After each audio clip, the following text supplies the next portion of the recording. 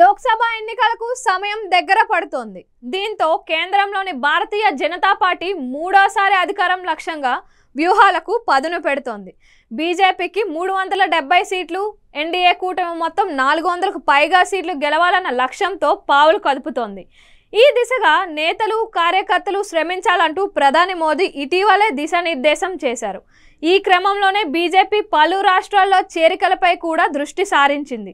గతంలో పార్టీని వీడిన వారిని, అంతేకాకుండా పలువురు సెలబ్రిటీలను పార్టీలో చేర్చుకునేందుకు రంగం సిద్ధం చేసింది. ఈ క్రమంలోనే మాజీ క్రికెటర్లు బీజేపీలో చేరతారన్న వార్త సంచలనంగా మారింది. కాంగ్రెస్ నేత నవజోత్ సింగ్ సిద్ధు మళ్లీ కాషాయ పార్టీలోకి వస్తారనే ప్రచారంతో పాటు యువరాజ్ సింగ్ సైతం బీజేపీలో చేరతారన్న వార్త సంచలనంగా మారింది.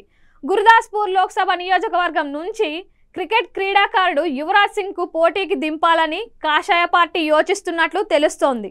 రైతుల నిరసనల విషయంలో కేంద్రం వ్యవహరిస్తున్న తీరును తప్పుబట్టినా తిరుగుబాటు నేత సిద్ధు తిరిగి బీజేపీలోకి వస్తారనే ప్రచారం జరుగుతుండడం గమనార్హం.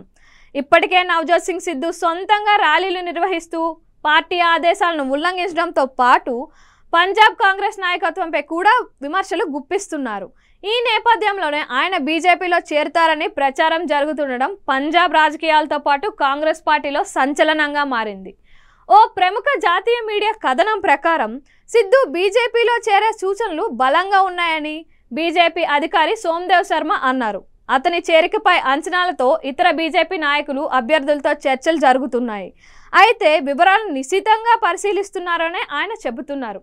అమృత్సర్ లోక్సభ స్థానం బీజేపీకి కంచుకోటగా ఉన్నందున ఆ స్థానంలో పోటీ చేసే అభ్యర్థి గెలుపు ఖాయమని, సిద్ధును ఆ స్థానం నుంచి బరిలోకి దించవచ్చని శర్మ చెప్పారు. గుర్దాస్పూర్లో ప్రస్తుత ఎంపీ సన్నీ డియోల్ స్థానంలో యువరాజ్ సింగ్ కు బీజేపీ టికెట్ ఇచ్చే అవకాశం ఉంది. ఇటీవల కేంద్ర మంత్రి నితిన్ గడ్కరీతో భేటీ అయిన విషయం తెలిసిందే. గుర్దాస్పూర్ లోక్సభ స్థానం నుంచి ప్రముఖ వ్యక్తులకు పోటీకి దింపిన చరిత్ర కాషాయ పార్టీకి ఉంది. గతంలో నటుడు వినోద్ ఖన్నా ఈ నియోజకవర్గం నుంచి 2 దఫాలుగా ఎంపీగా గెలిచారు. కాగా సిద్ధు కాంగ్రెస్ నేతలు రాహుల్ గాంధీ, ప్రియాంక గాంధీ వాద్రాలకు సన్నిహితుడిగా ఉన్నారు. అయితే ప్రస్తుత పరిస్థితిలో ఆయన తిరిగి బీజేపీలో చేరవచ్చని పేర్కొంటున్నారు. రాబోయే లోక్సభ ఎన్నికలకు బీజేపీ టికెట్ ఆఫర్ చేసిందని మాజా ప్రాంతంలోని బీజేపీ వర్గాలు పేర్కొంటున్నాయి. కాగా ఈ విషయాన్ని కాంగ్రెస్ నేతలు ఖండించడంతో పాటు అదేం లేదంటూ కొట్టిపారేస్తున్నారు.